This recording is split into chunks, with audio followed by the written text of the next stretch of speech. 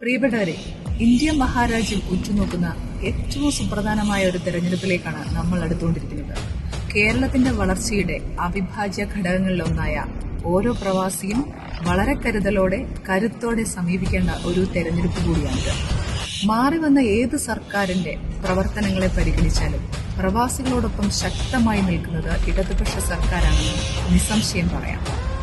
60 വയസ്സിന് ശേഷം ലഭിക്കുന്ന ക്ഷേമനിധി പെൻഷൻ 500-ൽ നിന്ന് 3500 രൂപയിലേക്ക് ഉയർത്തിയതിനോടൊപ്പം വിദ്യാഭ്യാസ ആനുകൂല്യം, വിവാഹ സഹായം, കൂടാതെ പെൻഷന് മുമ്പ് ലഭിക്കുന്ന ചികിത്സാ സഹായം തുടങ്ങി നിരവധി ആനുകൂല്യങ്ങൾ കേരള സർക്കാർ അനുവദിച്ചു തന്നിട്ടുണ്ട്.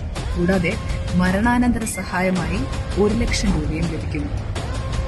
മറ്റു ഒരു സംസ്ഥാനങ്ങളിലും ലഭ്യമാകാത്ത ഈ ക്ഷേമനിധിയും ആനുകൂല്യങ്ങളും നടപ്പിലാക്കിയ ഇടതുപക്ഷ സർക്കാരിനോടൊപ്പമാവട്ടെ ഈ വർഷം ഈ തെരഞ്ഞെടുപ്പ്